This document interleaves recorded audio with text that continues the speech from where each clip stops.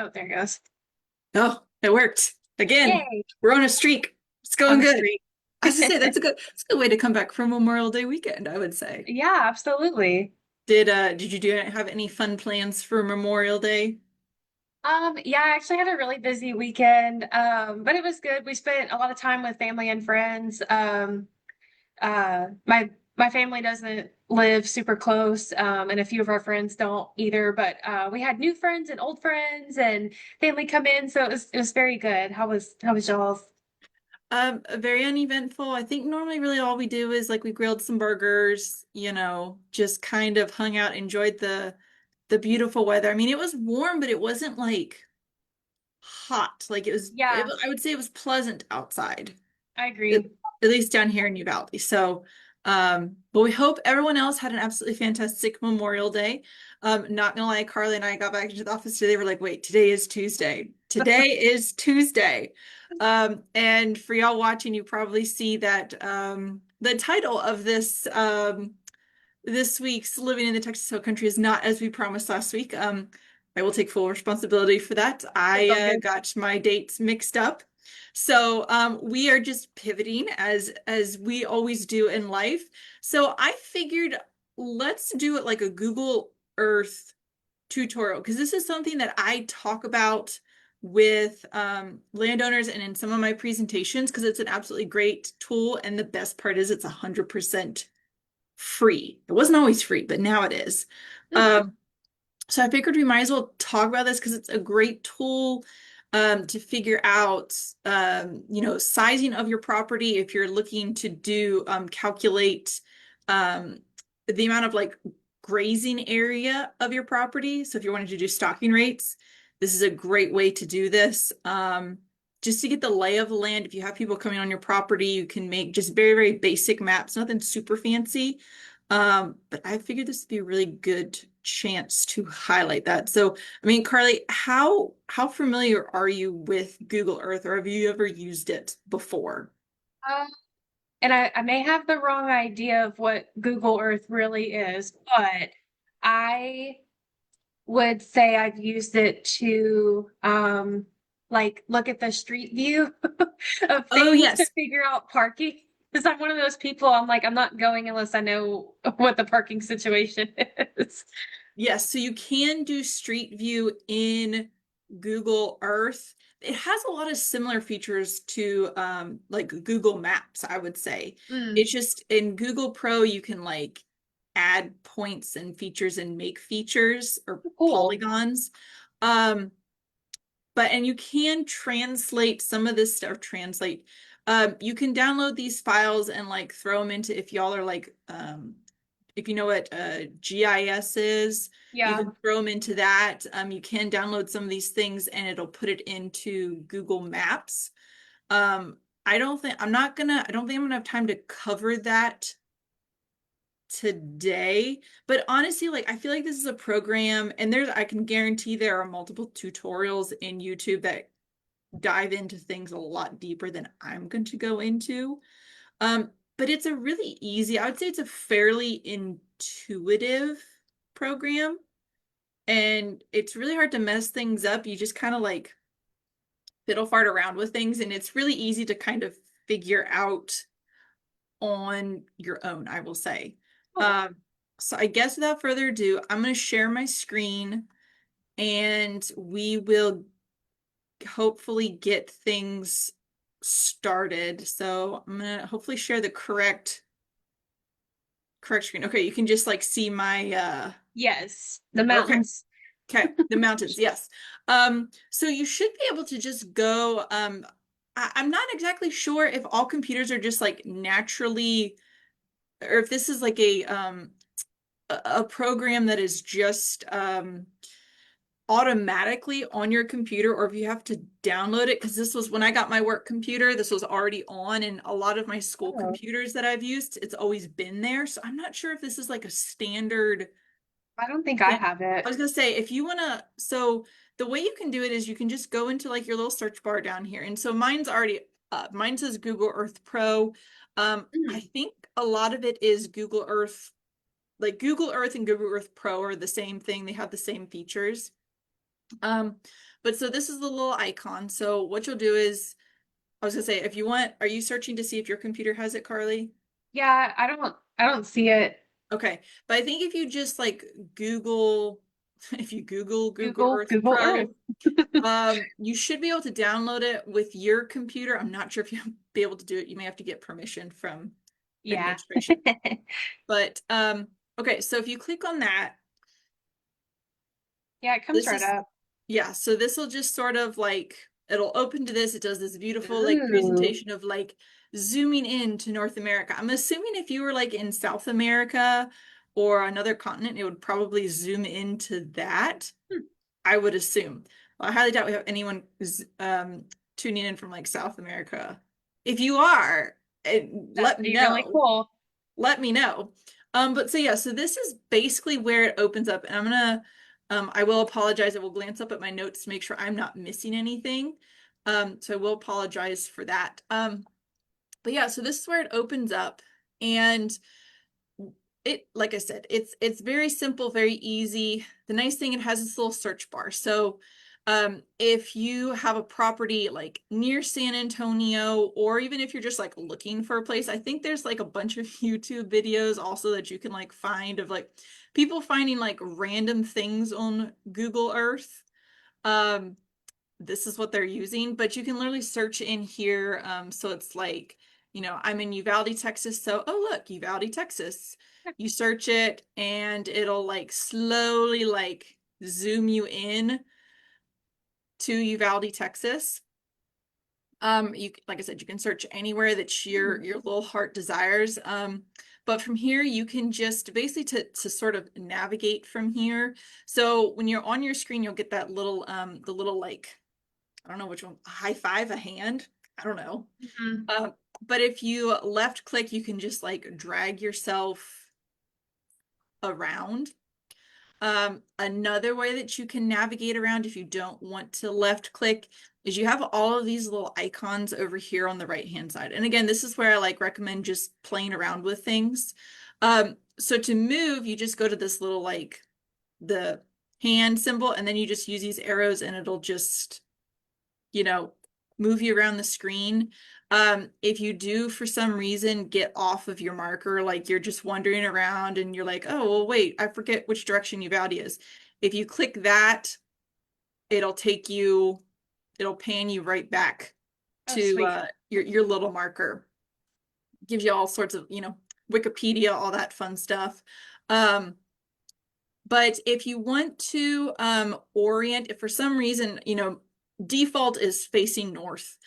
But if for some reason you want to change the orientation, you use these little arrows to like Ooh. orient things a little bit different. So that's what the left right arrows for. Now the like up down arrows do something a little bit different. So this kind of changes I'll say like your orient, I guess it'd be your yaw. I guess that's technically the term for it, but like it'll change your orientation this way. So right now we're kind of looking like directly above Uvalde, but if you click the up arrow, it'll kind of like start tilting to where you're kind of going to be more of like a horizontal. Is that coming across good? Yeah. Like, well, um, so not sure why you'd want to do that, but it's an option. Um, So yeah, so what Carly was talking about with is your little like street view. So um if you want to zoom in a little bit further, we'll use Uvalde because it's a good example. There's lots of things to look at. So if you want to zoom in, the little plus sign is a really great way. My scroller doesn't work great, so I have to use this a lot. But let's find, let me zoom out and let's find downtown, oh, downtown Uvalde, and we'll zoom in so y'all can see the street view. So here is the square in Uvalde. And if you click a location, so right now it's pinned right there. So what you do is you click your little, oh, you got to drag your little person over here to where you want to like view everything. So if you want to be like right in the center, this is like have you ever seen one of those like Google cars driving around with like all the Yes. fancy equipment on it? So that's a combination of Google Maps and Google Earth. Oh, Um, okay. so this is where you can simply use, you can either use these little like navigation things over here. Also to pan yourself around, if you don't want to use this, you can also use the little, those like four little arrows on your keyboard to move yourself around, but you can Nice. rotate yourself. And if you want to go full, like if you want to go down the street, you just click the little arrows. This is one of those things I just recommend just sort of like playing around with it. Because that can really help. If you click this little street thing here, it'll kind of like flatten everything, Hmm. which I don't like that. I was gonna say is not very helpful. But yeah, if you're kind of one of those people like Carly and I, where you're like, I need to know exactly where I'm going, this is like a really great way to like figure out your surroundings. And I'm not sure how often they update this. I feel like it's every like I feel like they're getting better and better and better with it, but I feel like it's every like 2 to 3 years they'll Nice. kind of update this. So it is fairly up to date. But yeah, sometimes with this view, you can catch people doing some like really funny things or really funny things Yeah. happening just depending upon when the Google car drives by. So if you see the Google car and you're doing something really embarrassing and you don't want it to be like memorialized for the next like 2 to 3 years, probably change what you're doing in the moment. But when you're done with your street view, you just click exit street view and it'll take you back up to that, that aerial view. But so the example that I have today is, obviously it's great for if you want to find yourself, find your way around town, literally. But for y'all who are property owners and want to use this on your property, um, we're going to talk about some other features. So I'm going to use the Kerr Wildlife Management Area, which is up in the hill country, which is kind of close to like Mountain Home. It's probably the Yeah. closest town. So we're going to use the Kerr WMA as our example. So I will search Kerr Wildlife Management Area. Oh, cool. It just comes up. Yep, and a lot of places will auto generate. So this is where if your property is really not close to necessarily a town, you may look at wildlife management areas. I'm not sure some other features, if you like close to like a state park or anything like that, you may use those and then you can navigate yourself. One thing I did forget to mention is you have all of these different layers, which are different labels. So really and truly, some of these I don't use. I'm not entirely sure why they're there. It's just not something that I've personally used. So again, like just playing around with it. But probably the ones that you're going to want to use potentially are going to be roads, especially when you're trying to find locations, or if you're visiting a property, if you're looking to purchase a property, that roads option can help you, as well as these borders and labels. It will go in and label, especially if you're like in town, it'll give labels businesses, kind of very similar to, again, like Google Maps. Uh, Borders and labels may not necessarily be like super helpful out in the country, but sometimes it can be. Those are probably, again, going to be the two that you really use. But just recommend just sort of playing around with them. So you can use those. I'm going to turn those off for hours just because we're not going to really use them, and I just want to make this as clean as possible. With this search bar up here, once you've kind of gotten your location, if you do want to get rid of, this label, because sometimes it can get in your way, just clicking this little X button right here will get rid of that label so you can then navigate around that. So you also have this places. So this like little places section, and that's where we're going to kind of live for the next, like 30-ish minutes. This is where you're going to navigate and keep all of your things. So you can see I use Google Earth, quite a bit. I have all these different labels for different properties that I have. For this curve right here, this little arrow right here will simply like make everything contract. So, if I had all these labels open, I could be dragging a really long time to get to the bottom. So I always kind of recommend, if you're not using the folder, just collapse it. It makes it a little bit cleaner. I'm kind of a little like very particular about that. I like everything to be like nice and neat and tidy. I'm the same way. It makes it easier for me to navigate. So that's just sort of a little tool that I recommend is if you're not using it, you can just close the folder. Um, but in order to create a folder, say you're looking at several properties, or you have a couple of different properties that you are wanting to do different management practices on to add those different folders. What you do is there's this like, you can kind of see this like little half a triangle. If you right click on that, it comes up with this little toolbar and you simply go over to add and then folder. And what it'll do is, oh, kicked up there. Okay, so this will pop up, but simply that's where you can name the folder whatever you want, property one, you can change it and then click OK. And what it'll do is it'll populate it. Now it does kick it down to the bottom. But what you can do is if you want to move it certain places, if you want an alphabetical order for ease of access or whatever order you want, you simply will left click on that. And you can see it kind of, is moving up my my toolbar. But then you can move it up to as where as you want and then drag it sort of in between those different places and you can drop it there. So that way you can, like I said, organize it however you want. But to delete a folder, if you decide I'm not going to purchase that property, I got rid of a property, simply right click on that, go down to delete and be sure I want to delete. Absolutely. You'll get rid of it. A lot of this stuff is, like I said, it's pretty intuitive, very similar to, using things in like Word or PowerPoint if you want to delete or save an image.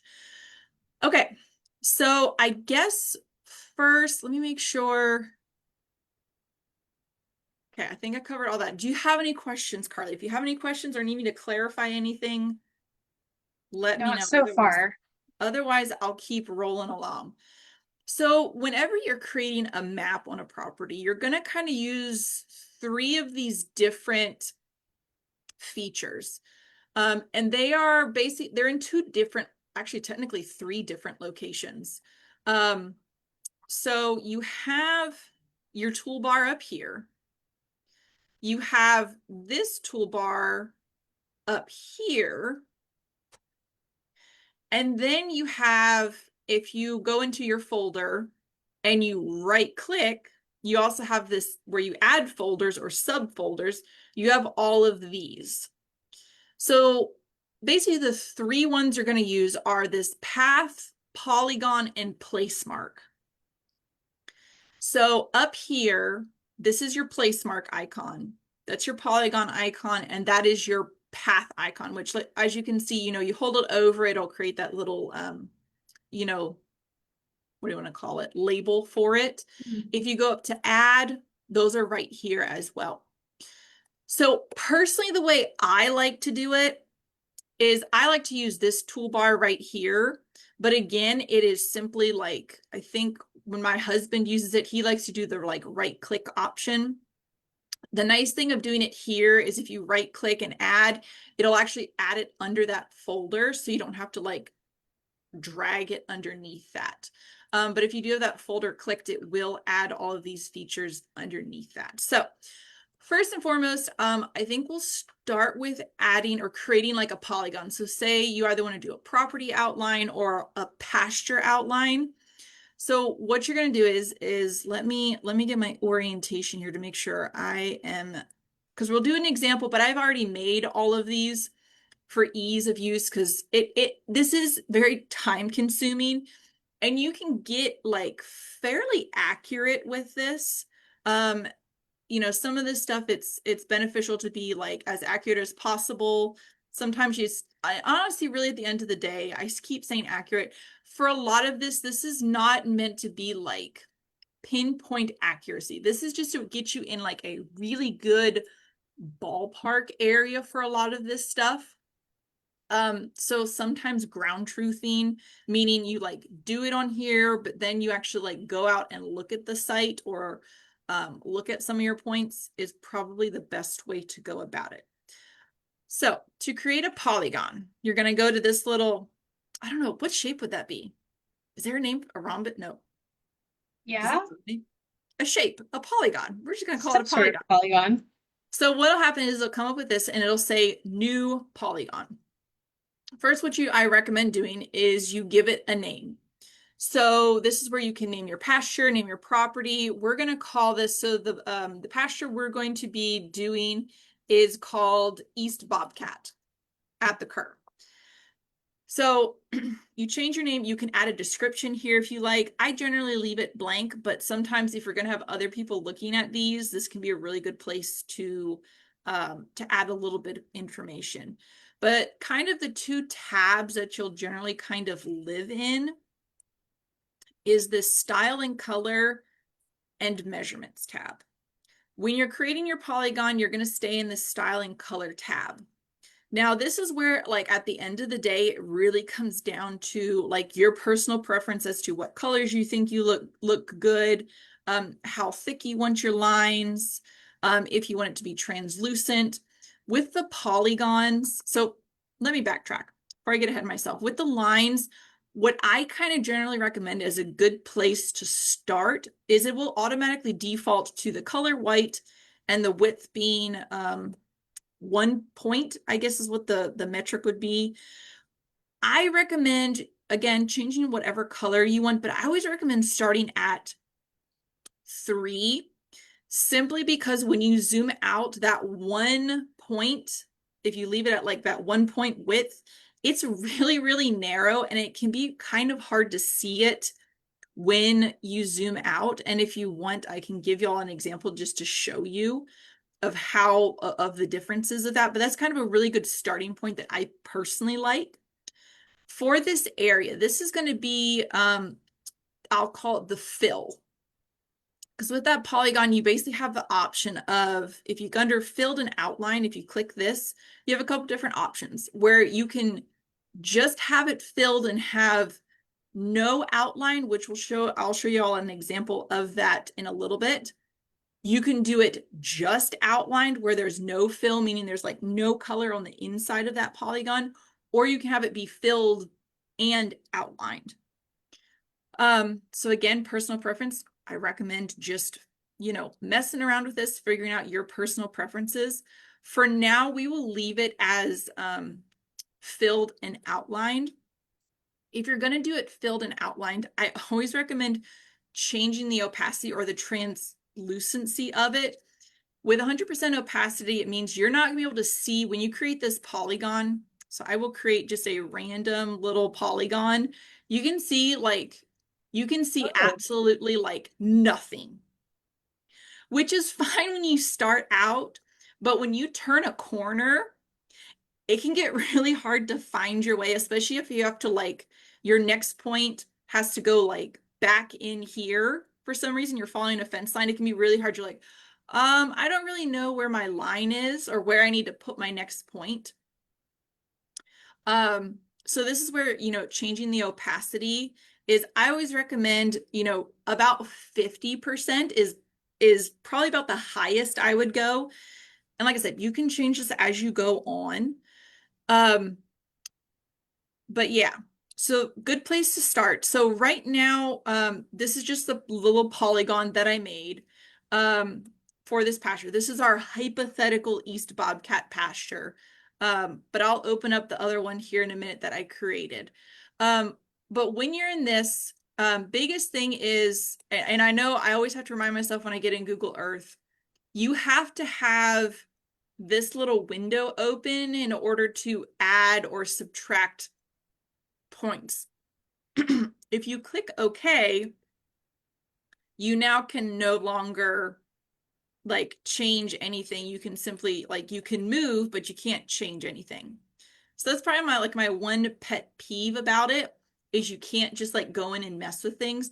But if by some chance you do actually click OK, in order to open that back up, simply go to your polygon that you're looking at or want to edit, right click it, and then go down to properties, and it'll open back up this window so you can go in and oh, nice. edit your features. So with this, if you decide as you're going along, you're like, oh, wait, I don't think I showed y'all how to actually place a point. That would probably be a better place to start. So when you're creating it, you will just simply clicking will add a point. Okay. It's very simple, very intuitive. If you want to move the point, you accidentally placed a point and realized, oops, I didn't mean to put it there. Simply put your cursor over top of that point, and you'll see it'll light up green. Left click it, and then you can like drag it, and whenever you have it where you want, you just let go and it'll lock it in place. Now, there is one kind of little quirk about polygons that I have yet to figure out how to get around it. Once you close the polygon, if you decide you want to like add another point to the polygon because you're like, oh, wait, like, I missed a little section of the pasture or whatever. I've yet to figure out how to get around this. If you decide to add another point, it'll kind of do this thing. So you kind of have to end up moving points around to get it to like create the shape that you want, if that makes sense. That's something I have yet to figure out how to get around. If you decide that you want to delete a point, you've added too many points, sometimes like it'll do a weird thing where you end up adding too many points. Really, all you have to do is you hit the delete button and the point's gone. So fairly easy, fairly straightforward. But I guess right here, since I have this polygon, we can kind of play around with this filled and outline so y'all can see. So if you do filled, all it's going to do is get rid of that like really bold white outline. Versus if you do just outlined, it'll get rid of that filled area and just have that bold outline. So for like pastures, this is where I generally recommend you just leave it outlined. But again, personal preference at the end of the day, doesn't really matter. Okay, so let me make sure I think I covered everything with the polygon other than measurements. Okay. So if you want to figure out how big a pasture is, how big an area is, you go over to this measurements tool, and this is where it will tell you the perimeter, how long the perimeter is versus the area of that polygon. And you can go in and change your metrics if you want to do it in feet, miles, centimeters. If you want to do that, you're more than welcome. Acres, it can go by hectares, square yards, whatever, and you change it. So if we decide we want to do it in hectares because we want to be really scientific, it'll convert it over to hectares immediately. Okay. So we will click OK on that. I'm going to turn this off. And whenever you're making your polygon, this is where this Google Earth is really nice because you zoom in real far. And what you're doing as you're making your polygon is looking for fence lines. So I've been to the Cur a couple of times. It's been a while since I've been there. But I'm fairly familiar with this East Bobcat pasture. But as you can see right here, I know that this is a fence line right here. And this is where sometimes it's challenging if you're looking at a property you've never been to, or you're looking for a property to like measure stuff to find out a couple of things. It can be challenging to sometimes find those fence lines. But you can see kind of right here, there is technically a fence line here. There's a cattle guard right here, which would indicate a fence line. But so simply when I did this, all I did was, added points to follow along this fence line. So I will turn on the fence lines for this East Bobcat pasture, and I will zoom out so you can see the extent of it. Oh, wow. But so if I turn on my properties, you can see where I dropped all my little points. And like I said, if you want to change it, if I decide, oh, wait, I messed up here, you can simply grab a hold of that and drag it as you see fit. And is there like sorry for not No. wording this better, but is there like a rhyme or reason to the point? Like maybe do you do it every so many feet, or does it matter? That is a great question. That is personal Sure. preference. Um, if you and so it's really easy to get super accurate, and I will show you there's like this little semicircle over here. I will do a road over here so you can kind of see how I track it. Um, if there's not a whole lot of fence lines, or fence lines are hard to see, or roads are kind of hard to see, sometimes you're like taking a bit of an educated guess. It also kind of really depends upon how much time do you have and how much time do you want to spend. If you want it to be very, very accurate, you can drop as many points as you would like. If you're just trying to get like a really rough idea, then you don't need to be quite as accurate. Like I can guarantee this map that I have right here is probably not like super duper accurate. Because again, there's some areas where the fence lines were really hard for me to see. So that's why if you are really looking for like very, very accurate information, like ground truthing it and like going out and you're like, oh, this is where the fence line is at, not here, is a really good idea. I don't know if that answers your question for you. Yeah, it did. Thank you. Okay.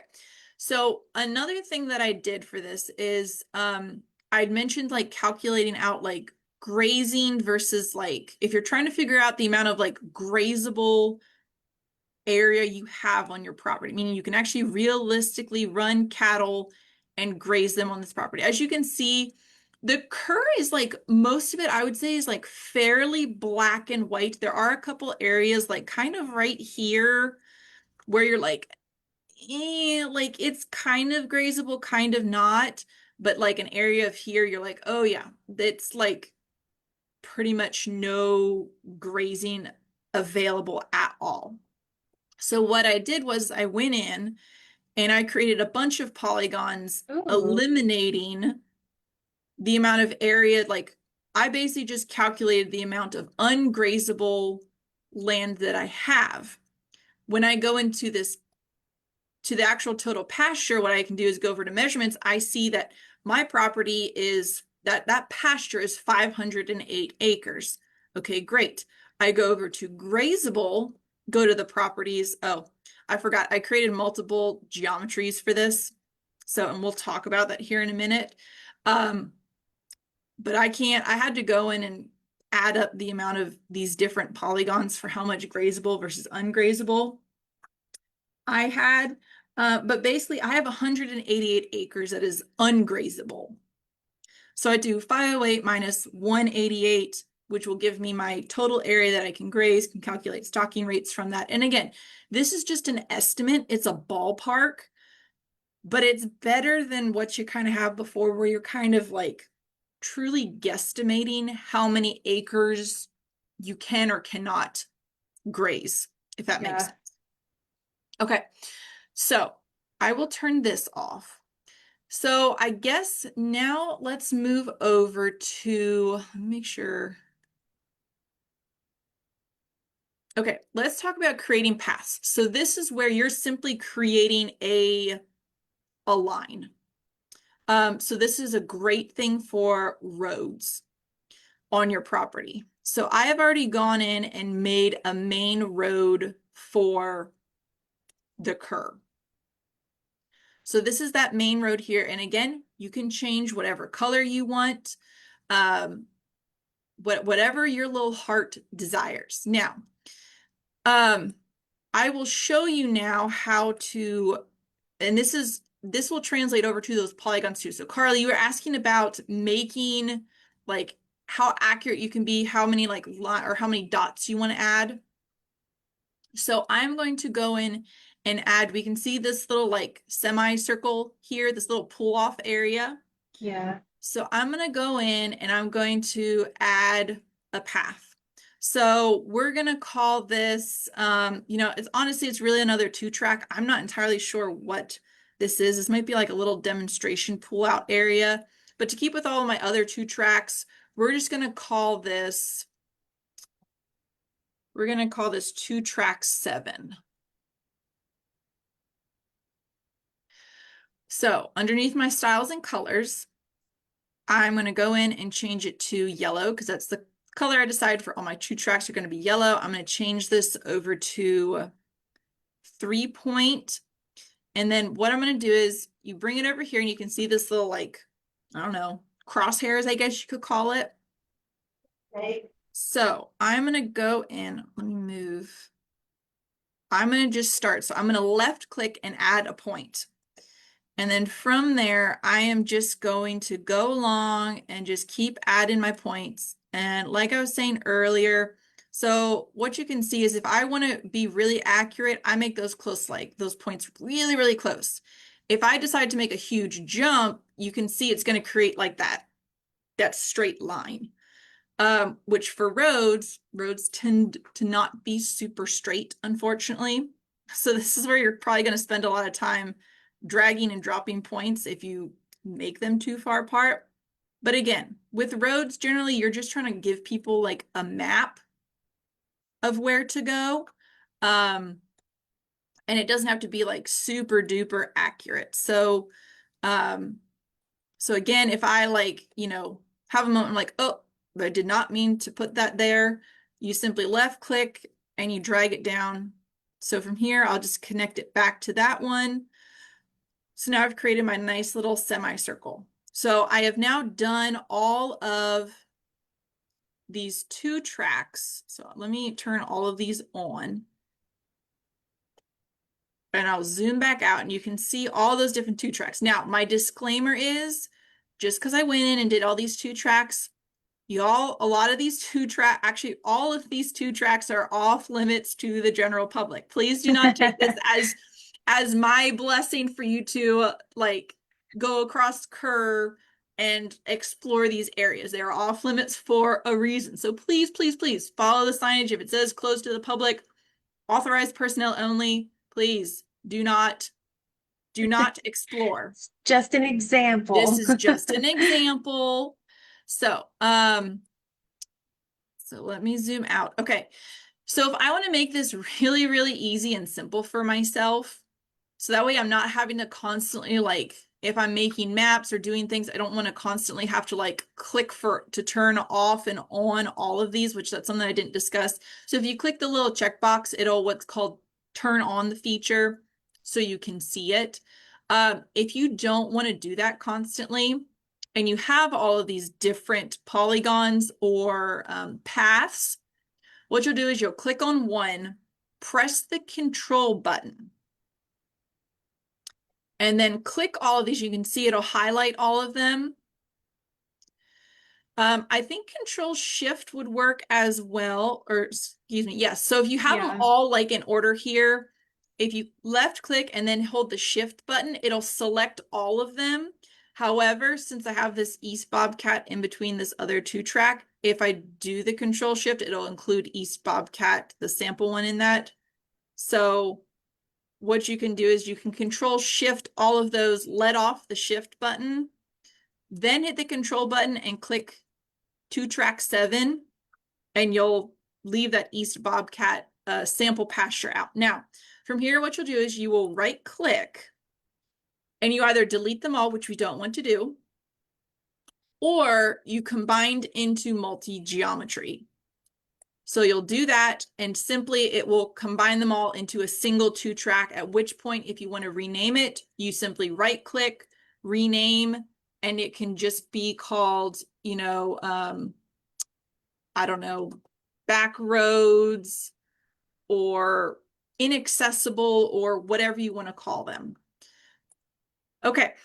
I think we're so close. Oh, I was going to do one more quick thing and then we'll go to maps and then I'll be done.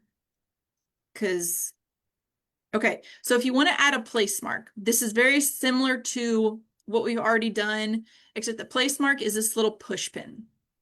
So what I want to mark right here is there's a wildlife guzzler right here. So it'll drop this little push pin. Simply, it'll automatically drop this push pin, but you'll drag it to whatever feature you want, and then you can name it right here. So like guzzler. For style and color, you can change, the different colors. You can change the icon color. I believe on one of these, I think you can import, like if you don't like the push pin look. Oh wait, up here. That's where you can change it. You can Oh, change the cool. icon to like whatever you want. So if it's like a bathroom, you can change it to like something like that, whatever your little heart desires. Okay. So last thing I'm going to show you, because I realize we're running low on time here, is once you've created this absolutely beautiful map, and if you want to create, like you want to print this off, you want to send an image to people so they can kind of use this to navigate. In order to do that, you're going to go up to this little icon right here. Click, and so it's save image. So you'll click on that, give it a minute, and it'll pull this up. Now, once you're on this screen, you do not have the ability to like zoom in further or zoom out. So make sure you're like zoomed to the extent that you want, but you can still like move things around. What I've kind of found is when you go to this save image, it tends to kind of zoom it in a little bit further than is necessary. So I do kind of recommend to, you can see right here, it's kind of cutting off this like little tip right here. So you can just exit out. I recommend zooming out just like a hair further than what you think. So that way, when you do go in, now you have the full extent of your map. Mm. A lot of this stuff pretty self-explanatory. You can change the title of your map, give your pasture or property a name. You have the legend over here. You can go in, decide if you want that on there. Like I don't want to show people I have a guzzler. You can take that off. Whatever you would like. If you want to add different options or get rid of them, it's like I normally don't give mine a title or a description. Unclick that and you can see that title is now gone. The resolution I generally leave alone, but you can make it a higher resolution if need be. Just realize it's going to eat up more storage. So whenever you're ready, you simply click Save Image. It'll download as a JPEG or PNG, whichever you desire. Save it in the folder that you would like. And then, you can send that off to, whomever you need. But I will stop sharing my screen because I know we're like really close on time. But did that was that good, a good little tutorial? Any questions on that? Yes. I don't. I think all the questions I had were like toward the end and you answered all of Okay. them. The biggest one being like, what do you do with it when you're done? How do you give it out if you Yes, need and there to? is a way to like export like an entire, like I think I mentioned at the beginning, like export like an entire like pasture um like outline or like road outlines. If you want to upload it to like other programs, they download as it's called a KML file. I forget Okay. what KML stands for. Um something. But you can download that as well as you can like import points if you have like a handheld GPS, which I guess those are kind of dying now. Like I don't think a lot of people use those as much I anymore. found one in my drawer from like two extension agents ago. Is it And yellow and it looks like a brick? it's green and it looks like a Oh, Nokia phone. yeah, I think I know which one. I think the ones I did were yellow, but I think yours is like the same one I'm thinking of, just a different color. And I think it's like a Garmin maybe, Mhm. but I bet it still works, so I want to Probably go does. use it. And actually the old agent here is he's still local and he came by and I was like, "What is this?" But He's yeah, if like, "I you're, used to map properties I with think that."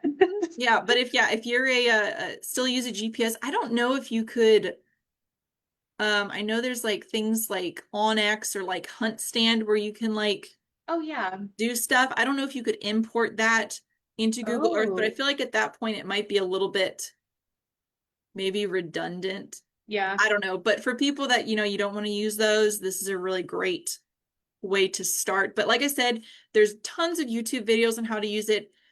You really can't mess it up just go in and just kind of mess around with stuff and experiment and see what happens. And if you have any questions, you're more than welcome to reach out to me. I'm always happy to help. But yeah, that's all I got.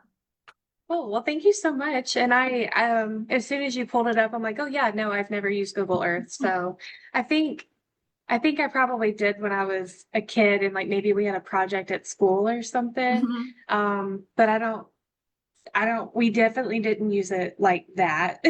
So that was very insightful and I appreciate it. Yeah. Yeah, well, we will be back next week, and we will have the wildlife rehabber on next week to talk about what to do if you find a bird or a little small animal of some kind, because I've definitely already seen some baby birds. Um, I was in touch with her and she was saying I guess they've had a lot of calls about baby raccoons Oh. um being not where they're supposed to, i.e. people's attics, Mm-hmm. sheds, all the places they should not. We don't want them. Sure. So, but okay, everybody. Well, we hope y'all learned something today. We will see y'all on next Tuesday, which is June. Oh, it's June already, June 2nd. Yeah, That's crazy. That's it crazy. is. All right, y'all. Well, hope you had a good Memorial Day weekend, and we will see y'all down the road. Bye. Thank you.